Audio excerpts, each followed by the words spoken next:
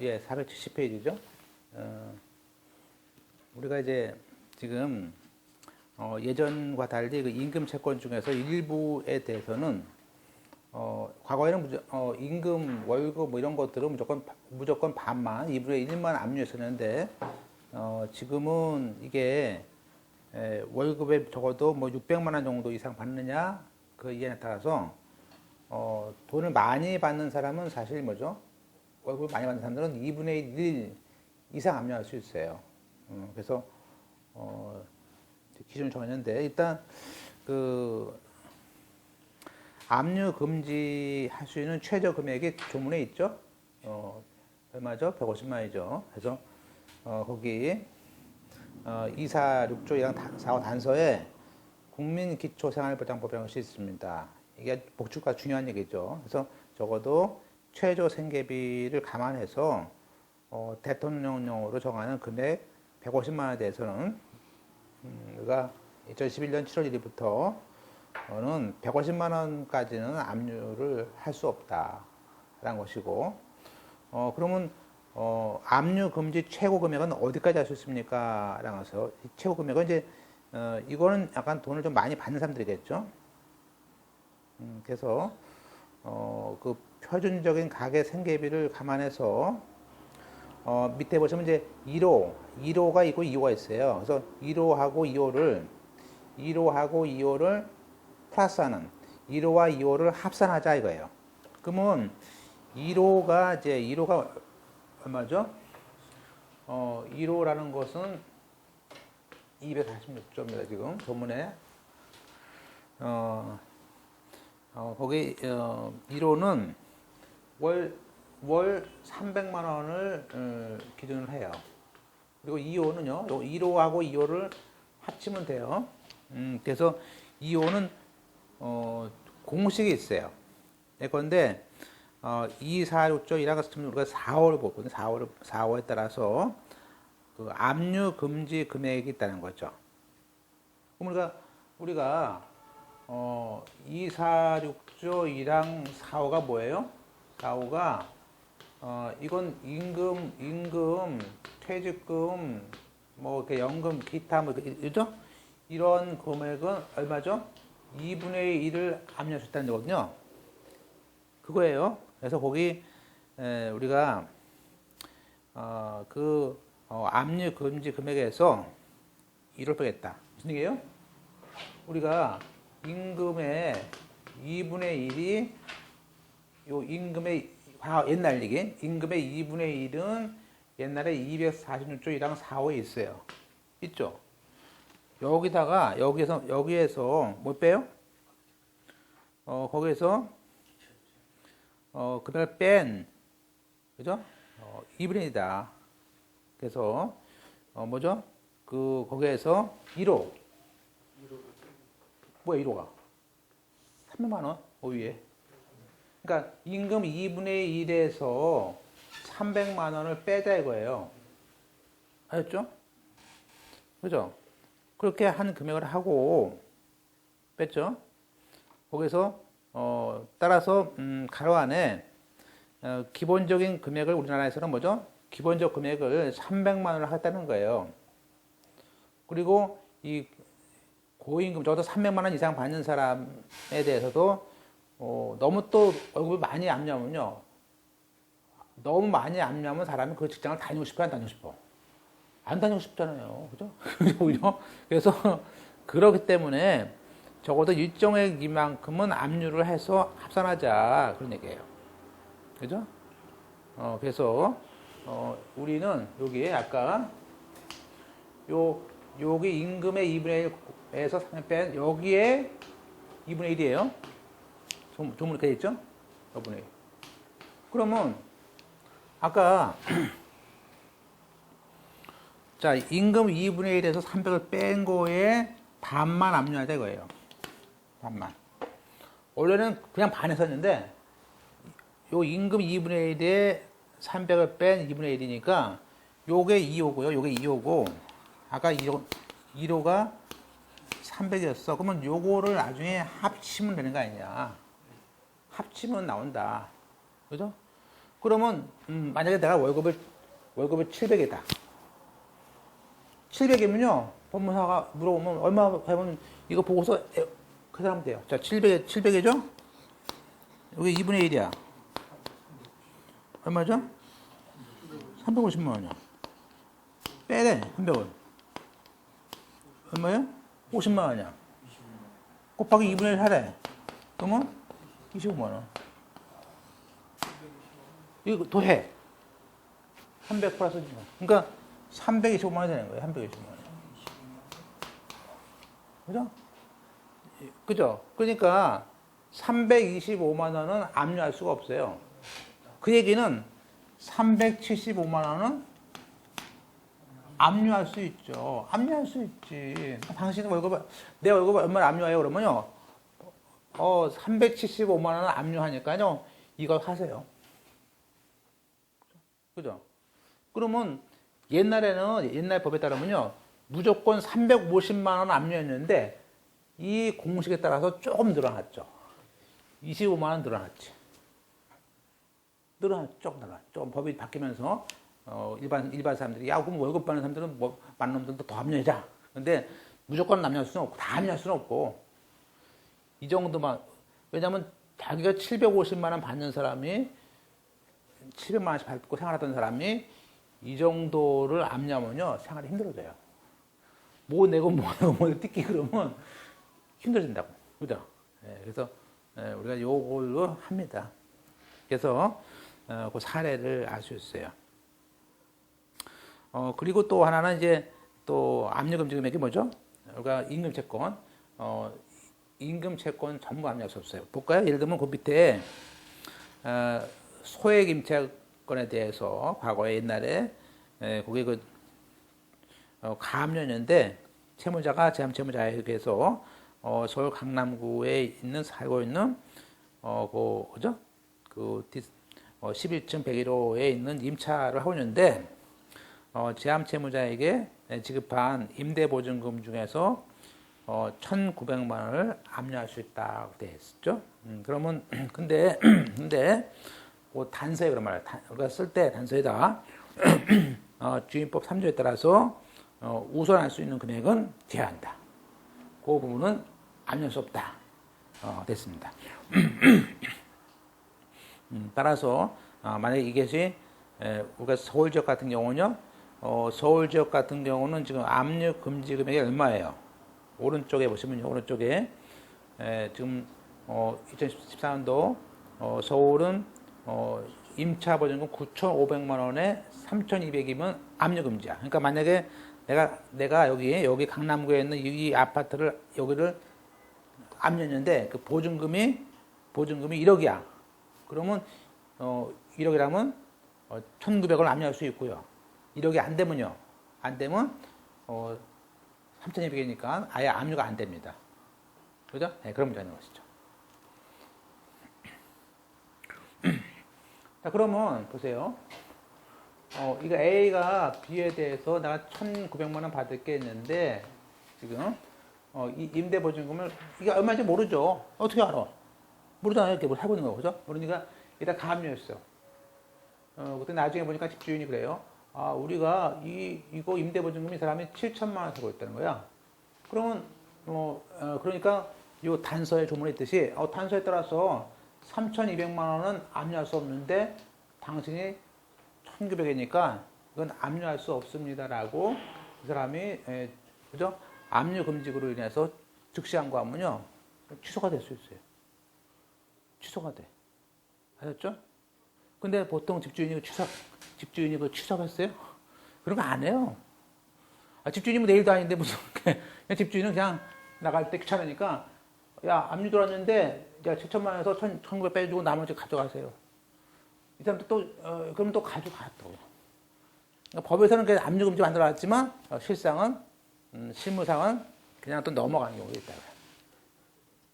근데 원래는 따져야 되는데, 그죠? 1,900만 원을 왜 넣었는가를 잘 모르겠네요. 받을 금액이 1,900이죠. 받을 금액이 1,900. 이게 자기가 받을 금액이 1,900이죠. 네. 받는 금액이 1,900이죠. 네. 그죠? 1,900이죠. 그래서 됐죠? 이렇게 보시면 돼요.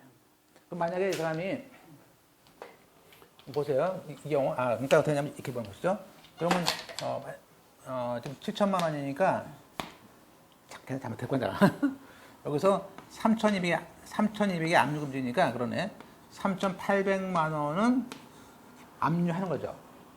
바뀌었네. 그러니까 3,800이니까 1,900이니까 조이겠네. 조이겠어.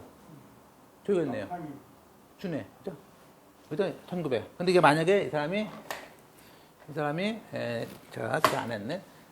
7천만 원 압류했다. 그러면요. 7천만 원 줄 수 없고 3,200을 뺀 3,800만 원만 주면 되죠. 압류 금액이 3,200이니까. 그죠? 그런데 실상은 이렇게 하지 않는다 이거예요. 보통은. 다 안 주죠, 집주인이. 법률로 따지면은 요 금액은 7천만 원 다 압류했지만 우리가 지금 서울 지역에 있는 9천만 원 범위 내에서 3,200은 요거는 압류 금지니까 압류할 수 있는 금액인 3,800만큼은 원래는 C가 A한테 줄 수 있지만 그 이상 달라면은 얘는 즉시 항고로 취소할 수는 있다. 그 얘기죠? 예. 그래서 요거 아까 그 사례가 될 수 있고요. 물론 이제 2항에 이번에 월급을 이제 이렇게 여러 군데 할 수 있죠. 그래서 급여가 중복되거나 이런 종류일 때. 예컨대 뭐 채무자가 그죠? 여러 군데 직장을 다수의 직장을 다니면서 특히 알바를 하거나 또 밤에 또 그죠? 해서 할 때는 그걸 합산해야죠. 예를 들면 A라는 직장에서 100만 원 받고 B에서 110만 원 받아. 그럼 이 사람은 210만 원을 받는 거죠. 그죠? 그러면 만약에 얼마큼 압류할 수 있을까 그러면요. 150만 원을 뺀 60만 원이죠. 그죠? 그죠? 근데 만약에 사례에서 만약에 거기서 세금이 10만 원이다 그러면요. 50만 원만 압류하는 것이죠. 세금 빼야 되니까 또. 그죠? 그래서 그렇게 알 수 있어요. 따라서 3번처럼 내가 월급이 2분의 1이라는 것은 세금을 빼고 실제 수령할 수 있는 금액, 뭐 소득세, 주민세, 보험료를 뺀 원천 징수를 다 빼고 남은 금액이 우리가 잔액의 2분의 1이라는 얘기겠습니다. 우리 시행령은 아까 봤듯이 퇴직금 밖에 이와 비슷한 성질을 가진 급여 채권은 2분의 1이다 말을 이제 약간 그게 원칙이고요. 따라서 이때 퇴직금 속에는 요즘에 많죠? 퇴직 위로금, 미리 나갈 때 받는 명예퇴직 수당도 이건 무조건 2분의 1입니다. 그러니까 퇴직금과 이런 것들은 전부 다 무조건 2분의 1이에요. 이 공식이 아니고 그냥 2분의 1입니다. 그러나 그 퇴직연금이 있는데 이 연금은 판례가 나왔다시 봤었고요. 특히나 또 공무원, 군인, 신분이 겨원이다. 그런 연금에 대해서는 특별법이 다 있어요. 조문이 있어가지고 실상은 전액이 압류 금지입니다. 그래서 얼마 전에 교장 선생님이 학부형한테 3억을 빌리고 야 내가 퇴직하면 줄게 했는데 퇴직을 했어. 그랬더니 이 학생회장 아버지였었어요. 그러니까 학생회장이니까 돈을 빌려줬겠죠. 아버지가 그 교장한테 주니까 교장 선생님이 나온 다음에 딸이 결혼하는데 돈 썼다고 못 주는 거야. 그러니까 압류하려고 그러니까 왔어요. 압류 안 되죠? 압류 안 됩니다. 그럼 어떡합니까? 그러면 퇴직금은 안 되니까 퇴직금에서 쏴주는 통장을 압류할 수 있어요. 근데 그 통장을 알려줄까? 안 알려주죠. 그래서 제가 통장을 알아가지고 오라. 그래서 안 알려주면은 그냥 난 뭐 하여튼 한 일주일에 안 내주면 내가 알아내겠다. 다 안수했다라고 뻥쳐라. 그랬더니 가가지고 진짜 뻥쳤어. 그랬더니 알려줬대. 알려주면서 한 달에 200씩 주는 걸로 이렇게. 연금이 450 나오는데 하여튼 200씩 주는 걸로 이렇게 해가지고 또 합의 보고 또 끝났다 하더라고요. 하여튼 그런 게 압류금지입니다. 요즘에는 그러니까 퇴직금 주겠다고 돈 빌려다 보면 요새 불안해. 왜냐면 압류가 안 되니까. 그죠? 그것도 불안한 거예요. 역시 거기 그 명예퇴직수당 역시 2분의 1입니다. 자, 넘어가서 이제 우리가 밑에 그 주택 소액 보증금의 제도는 이제 우리가 쭉 나왔는데 이게 뭐냐면 거기 2014년 전에는 2010년 것도 있고요. 이게 원래 다 있죠. 원래 이게 표가 다 있어요. 옛날 것도. 왜냐하면 보세요. 지금 이런 얘기예요. 여기서 날짜가 만약에 내가 지금 2015년인데 내가 8천만 원이에요. 보증금 8천만 원짜리 들어갔습니다. 그러면 2015년 뭐 7월 5일 날 들어갔어. 전세가 들어가지고. 그런데 갑자기 경매가 들어왔어. 그러면 자기가 이 사람은요. 자, 그러면 이 사람은 9천만 원에 얼마죠? 서울은 3,200이니까 3,200원 보장받아. 무조건 보장받아. 그리고 나머지 4,800원 이건 순위가 밀리면 못 받을 수 있어요. 그죠? 자, 근데 이제 문제는 뭐냐면, 그래서 이제 근데 보니까 딱 들어가 보니까 이게 너무 많어. 압류가. 그래서 자기는, 집은 싸게 줘요, 이런 집들이. 싸게 주니까 이런 말을 해요. 그럼 나는 우리가 3,200만 원에, 그죠? 그러니까 제가 3,200만 원까지 줄 수 있다라고 해서 3,200만 원만 주고, 그 대신에 월세를 6개월치, 그죠? 내부적으로 해가지고, 그 이자에 해당한 만큼 한 300만 원 주고 들어왔어요. 그러면 자기가 3,200원 보장받겠죠? 이렇게 마음 먹고 있었는데, 경매가 들어왔는데, 그럼 한 푼도 못 줘요. 한 푼도 못 받은 거야. 왜냐면요, 이거는 2014년 1월 1일 기준이에요. 무슨 일이냐면, 이 앞에 있는 저당권자가 이게 그게 뭐죠? 만약에 2010년 8월 1일이다. 그러면요, 보세요. 이 저당권이라는 그 은행이 대출 줄 때는요, 그 당시에 법률에 따른 최저임금은 방 하나마다 얼마예요? 거기 방 하나당 뭐죠? 7,500에 2,500이야. 방 4개였어. 그러니까 하나, 둘, 셋 해가지고 한 방 하나당 2,500씩 쳐가지고 1억을 줄 거로 예상하고 대출을 준 거였단 말이에요. 근데 지금은 방 하나당 3,200이야. 그죠? 그러니까 이 당시에 있는 저당권자가 주장했을 때는 이것은 최우선 변제가 안 되는 문제가 생길 수 있어요. 그죠? 이게 만약에 이게 얼마죠? 그게 지금 7천인데 8천만 원에 만약에 8천만 원이었었다. 8천만 원에 했다면 이거는요 3,200도 못 받아요. 못 받습니다. 못 받으면 다 날라가지 뭐 8천 날라가버려요. 그래서 우리가 이 날짜를 기억하는 이유는 최선순위 설정 일자에 따라서 기준이 달라질 수 있다. 그래서 거기에 2010년 전이냐 후냐 이렇게 도표를 이제 보시고 그냥 해야 됩니다. 됐죠? 그 다음에 이제 이 다음 페이지에 있습니다. 아까 봤던 민사집행법과 아닌 다른 법률에서 다 이렇게 또 압류 금지를 전액으로 금지한 것인데 다 뭐죠? 다 공무원, 군인, 유공자, 교원 같은 거 등이 있습니다. 물가발산이라든지 이런 것들이 있습니다. 여기서 이제 가끔 나오는 게 뭐냐면 11번에 자동차 손해를 사고가 나면은 피해자가 보험회사에 가지고 있는 보험금 청구권, 피해자가 보험회사에 가지고 있는 보험금 청구권이라든지 또 치료비를 수술이 필요하니까 가불을 해요. 그럼 이렇게 이런 보험금이나 가불 청구권을 압류하면 그 사람이 수술할까 못할까? 수술할 수 없잖아요. 그래서 이것도 압류 금지됐습니다. 중요한 거는 피해자가 보험회사지. 써놓으세요. 가해자가 아니에요. 가해자는 일반 민사고, 요거는 피해자가 보험회사가 갖는 채권입니다.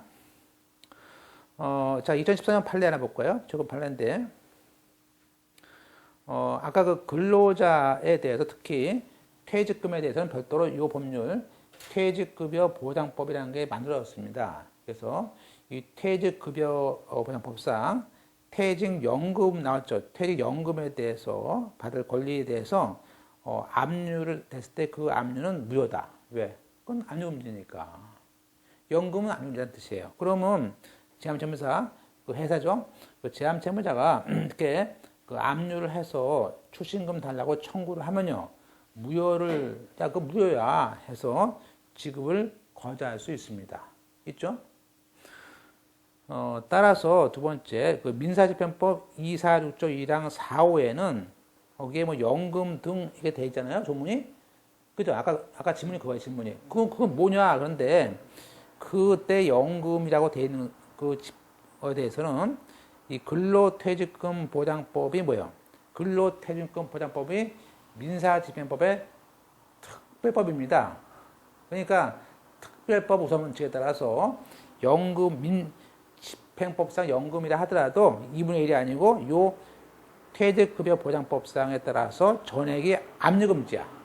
따라서 우리가 언더라인에 보시면 이 양도금지 문제에 대해서는 이건 일반법과 특별법이니까 민사집행법상 연금이라고 되더라도 그 연금은 퇴직금에 대해서는 특별법이 먼저란 말이에요. 아시잖아요. 그러니까 그 조문은 이제 죽은 조문이야. 죽은 조문이죠? 예, 그래서 나오는 거죠. 예. 그 다음에 1번에 그러나 이 압류 금지 물건도 아까 얘기했듯이 채무자가 자기 통장으로 들어와야 할 거 아니야. 통장으로 들어오면 그건 압류할 수 있어. 그러니까 그때는 통장이 뭐냐고 자꾸 가서 졸라야 되니까 알아내야 돼. 그죠? 어떻게 알아냅니까? 그러고 물어보신 분도 있어요. 뭐, 뒤를 밟아야지, 뭐. 밟든지. 하여튼 돈을 뺄 거 아니야. 돈을 빼라 할 거 아닙니까? 가서 어느 은행 들어가는지 한번 봐가지고. 하여튼, 자, 넘어가서 보겠까요? 판례 판례도. 아까, 그 자동차, 손해배상보장법 19조의 취지를 배웠어요. 그건 뭐냐면, 자동차 사고로 인해서 피해자를 보호하자 이거예요. 그러면 책임보험 한도에서는 피해자가 보험회사에다가 직접 청구권과 가불 청구권을, 임시 청구권을 보장한 거 아니에요? 근데 그거를 압류한다는 것은 안 되는 거 아니냐. 그래서 그 압류를 금지했는데 이런 규정은 강행 규정이다. 둘이서 약속해서 만약에 안 된다 이겁니다. 사람 죽어가는데, 그죠? 그래서 강행 규정이다 줄이시고 따라서 그러면 문제는 그러면 이게 압류 금지했는데 또 압류를 해요. 그럼 그 압류 전부 명령을 받았더라도 그것은 실제법상 효과는 없다. 즉, 내가 줄 의무는 없다는 얘기예요. 표현을 잘 보세요. 그러면 세 번째, 그러면 그 자선법상 19조의 압류 금지에 대한 청구권은 피해자가 보험회사에 가지고 있는 직접 청구권과 가불금만 한정하는 것이지 그 밖에 해주시고 그 밖에 피해자가 가해자에 대한 손해배상 청구권은 포함되지 않으니까 가해자에 대해서는 압류할 수 있죠. 압류할 수 있지. 그죠? 그죠? 네. 그러니까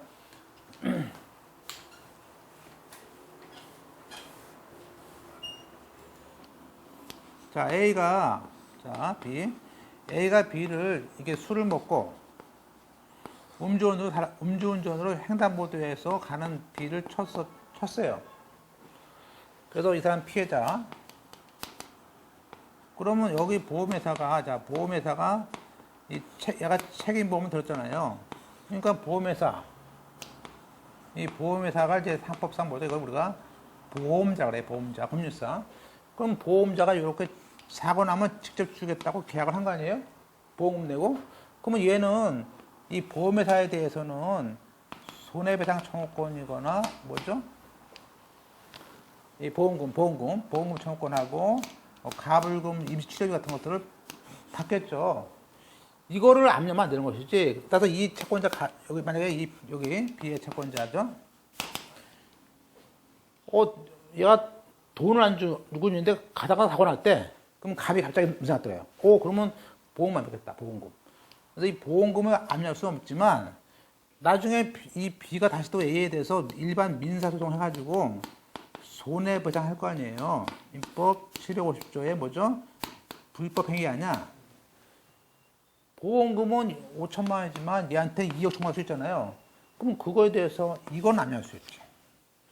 그러니까 이거를 압류할 수 없다는 건 아니고 이거를 압류할 수 없지. 이 보험회사 주는 이거 짜장한 돈 이거는 압류할 수 없다. 아셨죠? 그러니까 이거는 헷갈리시면 안 돼요. 그 다음에 사망에 똑같아요. 그래도 그 국가배상을 받을 권리는 국가에 대해서 배상받을 권리를 압류하고 양도할 수 없어요. 그죠? 그런데 이제 양도할 수 없지만 의료인 그 피해자 그 상태를 치료한 의료인이 피해자에 대한 치료비 청구권이라든지 피해자의 국가에 대한 치료비 청구권에 대해서는 압류할 수 있다. 됐죠?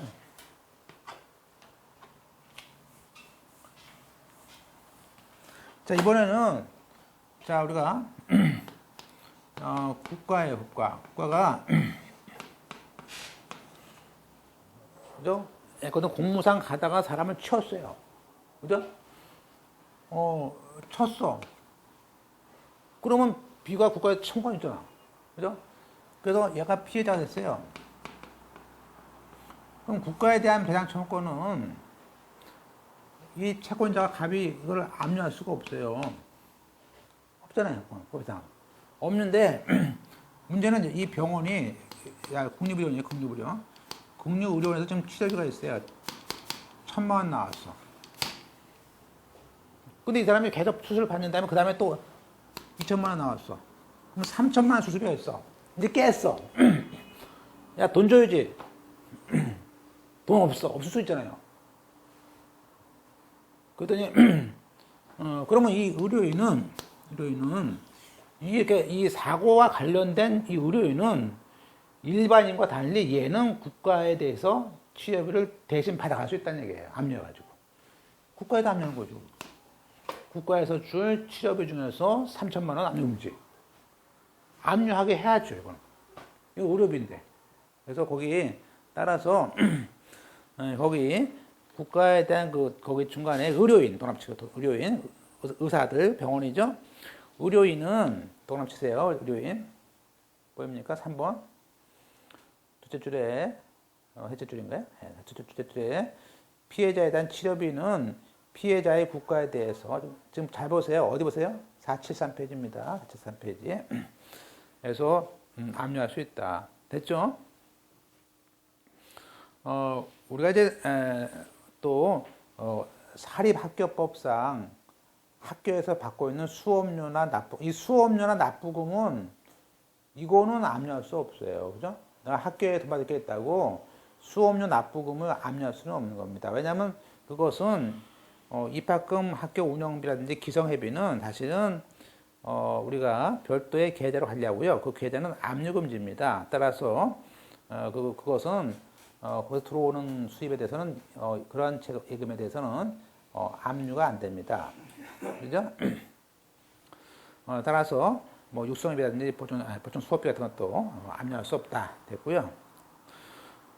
자, 그럼 문제는 보세요. 5번에 그러면 각종 학교라든지 거기에는 국가나 지단체가 교육의 진흥상 뭐합니까? 각종 학교에다가 뭘 줘요? 그 보조금을 줍니다. 그죠?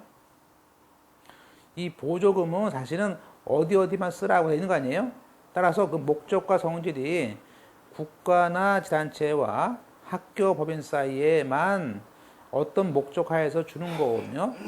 그러니까 이 보조금 채권을 그 채권을 학교가 누구한테 양도할 수도 없고 또 그걸로 또 압류할 수 없죠. 기껏 보조금 줬는데, 그죠? 건물을 수리하고 줬는데 수리 안 하고 그걸 압류해? 안 되는 것이죠. 자, 그래서 우리가 수업료 보조금 압류 안 되는구나 알 수 있고요. 자, 이번에는 6번에 우리가 이제 지방의회 의원이 자, 지방의회 의원은 원래 이제 돈을 안 받고 하는데요. 예외로 요즘은 돈을 받죠. 왜냐하면 일정한 비용입니다. 비용을 줘요, 비용을. 원래 무상이었었는데, 사람들이. 근데 이 비용은 근로자의 급여와 성격이 다르다. 그러니까 급여는 아니에요. 따라서 또 지방의회 의원은 지자법상 그 겸직 제한을 받는 외에 보수를 받지 않도록 되어 있어요. 그러니까 보수는 안 줘. 비용은 줘. 그러니까 이 지방의회 의원에 주는 그 비용은 이게 얼마나 다르면요. 이 500만 원에 대해서는 압류 금지는 안 해요. 또 월급도 아니니까 2분의 1이 아니고 전부 다 압류할 수 있어요. 그래서 지방의회 의원, 저희도 지금 사건이 몇 개 있었는데요. 지방의회 의원들이요.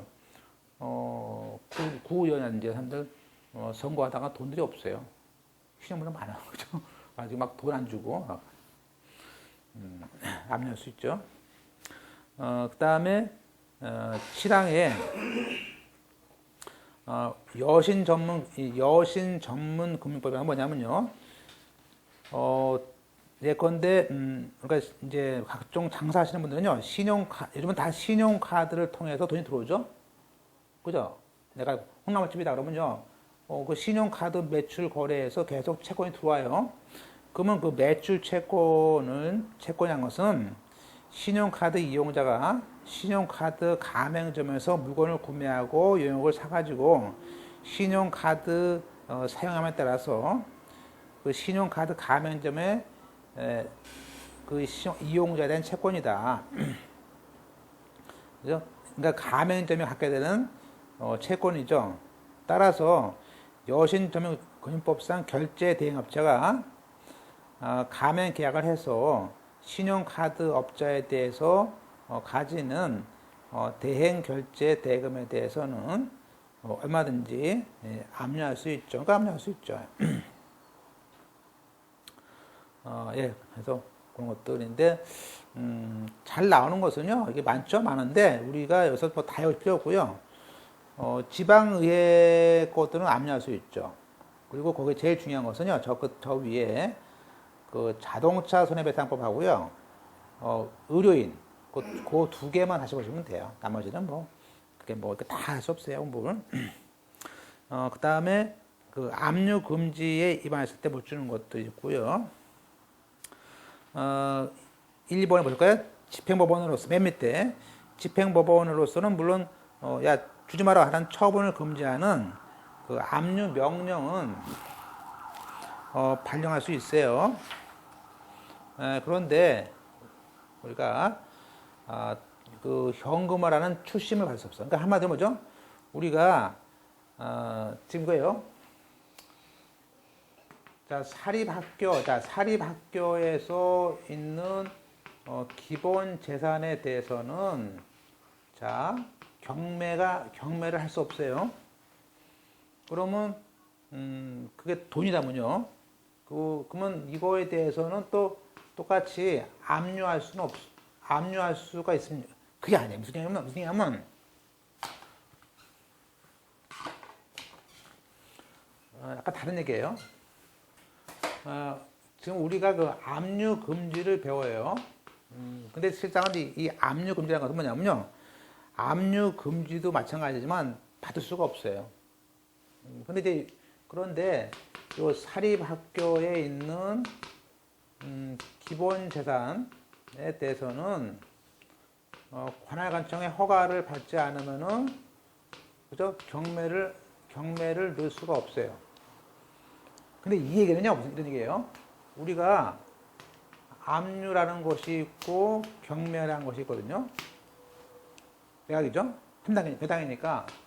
근데 이게 압류까지는 가능해요. 근데 이게 안 되는 거야. 한마디로 압류는 할 수 있어. 망신 주려고. 소문나니까. 근데 이 돈을 팔 수가 없어. 왜? 이거 법원에서 허가 안 해줘. 똑같이 만약에 이것이 채권이 나면요. 똑같이 압류까지는 가능해. 근데 뭐가 안 돼요? 추심이 안 돼.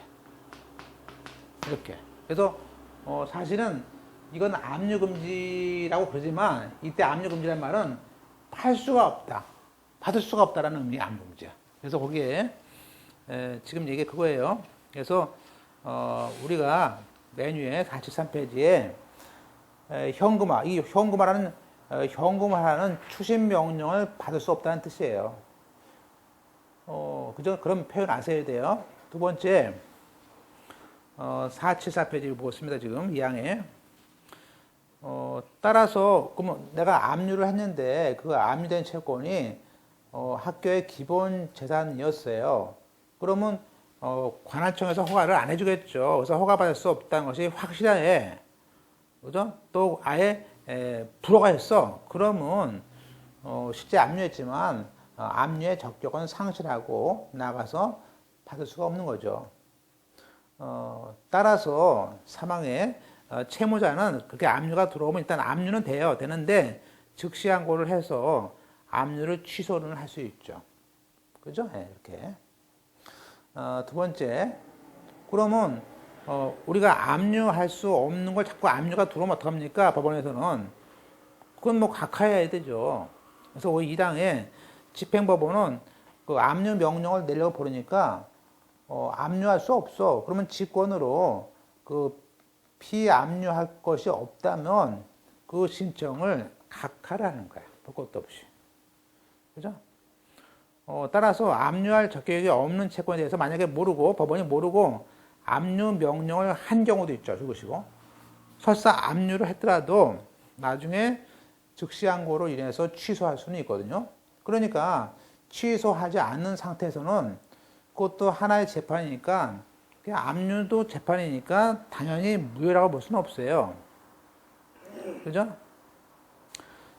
그러니까 그 얘기는 그냥 실체법상, 법률상, 실체법상의 의미에서 무효라는 것이지 민사집행법에서는 무효가 아니에요. 즉 절차법상은 그냥 압류가 있는 거야. 있긴 있는 거죠. 네. 아셨죠?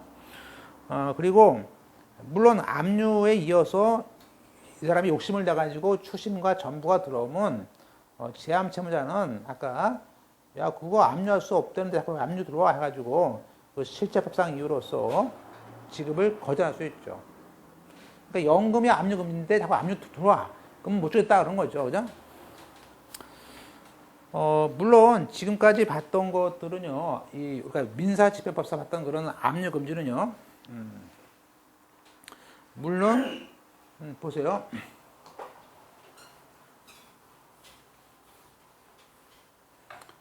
자, 우리가 지금 아까 우리 법은요, 자, 600만 원을 압류한 600만 원의 경우는 아마 2분의 1 압류가 돼요, 딱. 그죠? 그런데 우리가 그러면 원래는 300만 원만 압류할 수 있고 300만 원은 압류할 수 없거든요. 그런데 그 사람은 원래 돈이 또 많어.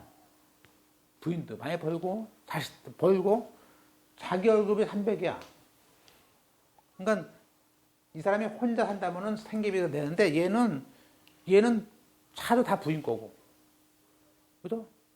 그렇게 그러면 이게 원래 300만 원까지가 압류금지지만 신청서를 낼 때 그 집 사진도 보여주고 차도 있고 그죠? 얘는 생활비가 자식 웃긴 놈 아니야 이거는. 그죠? 아들이 돈도 줘. 몽땅도 주고. 1000만원씩 100만원씩 줄 수 있어. 부인도 많이 버니까. 그러면 이 사람은 야 이거는 300이 아니고 아예 500만 원 남겨주세요 라고 하는 거야. 이렇게. 그렇잖아요. 그래서 거기 보시면 압류 금지지만 그건 그 사람의 상황 봐가지고 범위를 어떤 경우는 늘릴 수도 있고 줄일 수도 있고 또 만약에 보세요. 이 사람이 내가 물론 300만 월급을 아까 내 월급이 700이야. 그럼 325만 원에 대해서 압류할 수 없어. 그럼 자기는 375만 원을 써야 돼. 이걸 압류할 거 아니야? 그러면 거꾸로 이 사람은 자기 부모가 치매도 있고 비용도 있고 부인도 병이 났어. 간암이야. 아이도 좀 대학교 가야 돼. 그러면 그걸 다 소명해가지고 자기가 야 이런 경우에는 375만 원을 압류하지 말고 100만 원만 해주세요라고 줄일 수도 있어요. 그러니까 무조건 이게 안 되는 게 아니라고요. 맞잖아 이게. 그래서 그때는 이렇게 이 범위를 줄여놓을 수도 있다. 심지어는 취소할 수도 있다. 아예. 그죠? 그런데 앞으로 6개월 동안은 내가 수수비가 많이 들어가니까 봐주세요 하면요. 그 사람을 살려야 할 거 아니야. 그래서 그렇게 그게 이제 우리가 얘기하는 거기 그 246조에서 보는 그 우리가 재판인데 그 2항, 3항, 4항이 그런 얘기예요. 볼까요? 법원은 아까 우리가 1호서부터 7호까지 일정한 종류의 경우에 첫째는 압류가 뭐 금지했더라도 우리가 그것이 금융기관의 계좌가 이체가 됐을 때는 그죠? 그때 또 채무자가 신청을 하면 보세요. 채무자가 신청을 했을 때 일정한 부분에 대해서는 압류를 취소할 수도 있다. 그러면 그때 상황에 법원은 물론 신청을 해야 돼. 모르니까 신청을 해야죠. 그래서 채권자의 형편, 채무자의 형편 등을 고려해서 그러니까 양쪽의 사정을 고려해서 이 압류 명령을 전부 취소할 수도 있고 일부 취소할 수 있고 거꾸로 압류 금지를 압류해달라고 할 수도 있고 그런 우리가 취소나 압류 명령을 신청할 수 있는 제도가 또 2011년에 들어왔어요. 맞죠? 그래서 그런 것들이 있습니다. 됐습니까? 보시고요.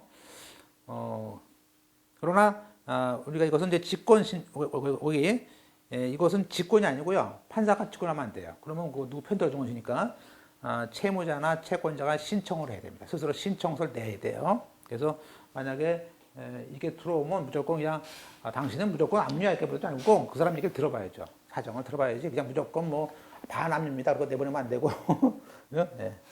그 다음에 따라서 그러한 것을 우리는 뭐 압류 명령의 취소다 말을 해요. 그죠? 그래서 우리가 일정한 경우에는 자 지금 보세요. 우리가 압류 금지가 되면 원래 통장에 들어가면 이게 보세요. 내가 140만 원 탔는데 그죠? 근데 이게 통장에 들어갔어요. 그래서 이게 혼합되면 이렇게 압류할 때 또 이게 압류가 원래 월급은 압류 안 되는데 통장은 압류할 수도 있어요. 그랬을 때 거기 그 1항에 우리가 이 압류 금지에 따라서 만약에 이렇게 통장에 들어가서 이 통장에 있는 금액이 내가 100만 원이다. 그걸 내면요. 법원에서 그 압류를 필수적으로 취소할 수도 있어요. 그런 제도도 있고요. 근데 이제 통상 근데 이제 보통 이거를 이용을 못하는 게 뭐냐면 뭐 70만 원 압류했다고 와가지고 법무사한테 그걸 취소해 주세요 그러면요. 그것도 일반인들은 그 법무사한테 가는 것도 부담이 가. 한 20만 원 줘야 되지. 그러면 그냥 참고 끝나요. 그래서 거의 또 오지도 않아요. 번거롭기도 하고 또 누구한테 물어봐도 그냥 조여지로 하기도 하고 그래서 잘 이용은 안 되는데 하여튼 그런 조문이 있기 때문에 정말 힘드신 분들은 이걸 이용할 수 있어요. 그리고 이제 오른쪽 아까 봤던 그 사정 변경에 따른 취소 봤었죠. 그리고 이제 그 밖의 재산권 다음 페이지에 자 우리가 그 금전 채권 이외에도 그 밖의 재산권에 대해서도 압류할 수 있다는 것들을 알 수 있고요. 넘어가겠습니다.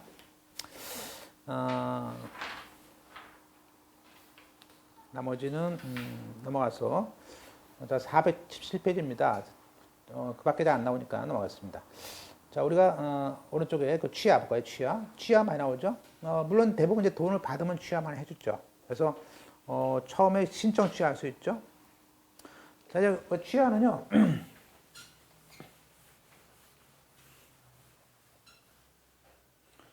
우리가 이제 자. A라는 사람은 이제 우리가 B의 C에 대해서 자 A가 이제 우리가 압류 추심을 보통 했어요.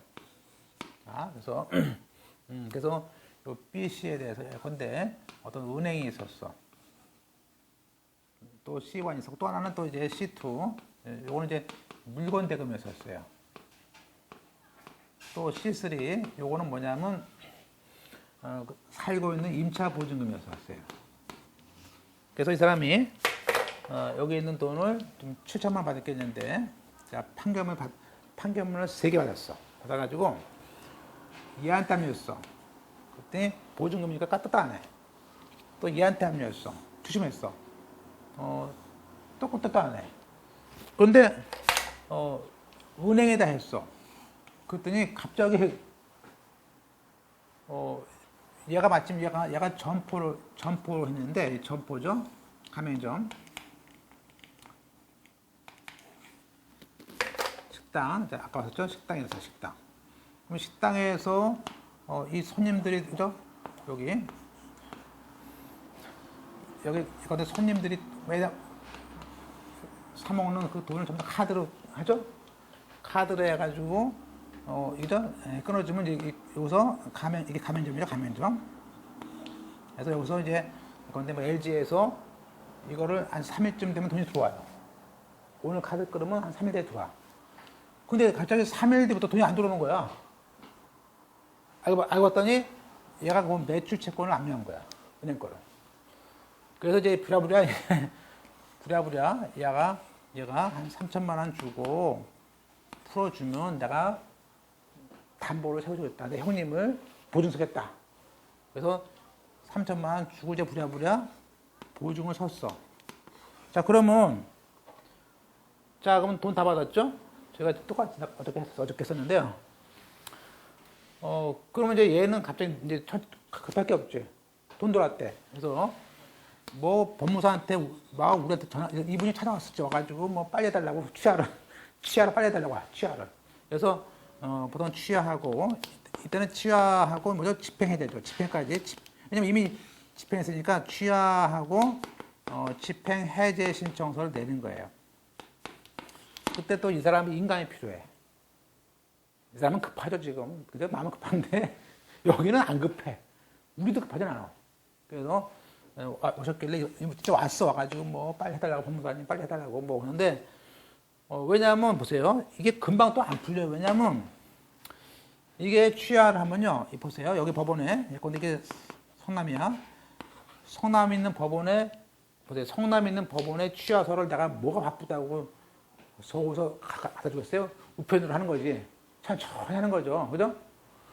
이게 아쉬우면 본인이 해줄, 그죠? 그래서, 일단 냈어요. 내면요, 보세요. 그럼 여기 있는 법원에서 이제 취하하면 이때 집행해제를 해야 돼요. 판사가. 한 일주일 걸려. 그 집행해제에서 또 뭐죠? 그 해제했다는 통지를 이렇게 얘한테 LG, 여기다가 해줘야 돼. 그 해제 통지가 씨한테 가야지 그때 가서, 그죠? 이제, 들어온 돈을 얘한테 주는 거야. 그러니까 거의 한 열흘에서 한 보름 걸려요. 2주 걸려요. 그죠? 그래서, 그게 이제 취하 통지. 법무사한테 많이 오죠. 그래서 그 신청을 취하하면 중요한 건 뭐죠? 저 끝에 법원 사무관 등이 누구한테 특히 제함 채무자에게 통지. 그러니까 결정문이, 자, 보세요. 결정문을 주는 게 아니고 그냥 취하했다는 통지만 해주는 거예요. 통지만. 그 통지가 가야지만이 거기가 돈을 풀어주는 거야. 그러니까 얘는 아무리 법무사가 여기서 물론 법무사 보내줘요. 여기다가 씨한테. 여기다가 이제 얘한테 취하했다는 것을 갖다가 접수를 주거든요. 접수해도 얘는요. 접수를 해도 취하를 안 해준다고요. 이게 계속 돈을 안 준다고요. 왜 그러냐면요. 우리가 이런 경우도 있어요. 자, 보니까 똑같은 경우인데, 자, 이번에 우리가 이쪽에 있었어요. B가. 얘가 돈을 안 주니까 얘가 7천만 원을 입금했어요. 자, 그러니까, 야, 입금만 하면 그러니까 이쪽 법무사가 입금만 하면은 우리 이쪽이었어요. 입금만 하면 내가 풀어준대. 그래 놓고 딱 가서 취하서를 접수했어. 접수증을 줬어. 그래서 제가 접수증을 준 다음에 취하가 됐네라고 했었어요. 그랬더니 열흘이 되고 보름이 돼도 취하가 안 되는 거야. 봤더니 여기다 접수증에 접수하면서 요 압류권자의 인감 증명서를 안 낸 거야. 일부러. 연봉이라고. 그러니까 이쪽 결정권 판사는 이 사람이 인감이 없으니까 취하를 안 하고 있어. 그래서 보정을 해, 보정은. 그러다가 몇 달 지나서 B가 스스로 취하야 돼. 얘가 돈 들여서 어떤가? 어떻게 해야 돼요? 청구유소에서 해. 청구유소 해가지고 푸는데 한 3개월 걸렸어요. 한 4개월. 그러니까 한번 취하 안 해주면요. 내 돈 들여서 다 해야 됐어. 그래서 4개월인가 6개월이 걸렸어요. 그래서 나 그때부터 이게 취하하는 것도 서류를 보고 했구나. 서류를 보고 그죠? 그 인감 다 빼고. 예. 근데 사실은 이쪽 법무사가 사실은 어떻게 보면 그래서 이쪽 사람이 법무사를 갖다 구속했다고. 그러니까 원래 그러니까 법무사는 자기가 내가 법무사무소에 전화해가지고 취하를 했습니다. 그러면 취하서를 딱 받은 다음에 완벽한 서류가 왔을 때 취하 답변을 해줘야지. 서류가 안 왔는데 취한다 그러면요. 이건 사기친 법무사가 고소당해요. 당신이 취한다고 했잖아, 금방. 그죠? 그러니까 이제 그쪽 법무사가 서로 짜고 간 것 같은데, 나는 내 머리 쓴 것 같은데, 약간 좀 그랬어요. 근데 하여튼, 물론 이제 그 와중에 또 얼마나 또 괴롭혔겠어, 돈 안 주고.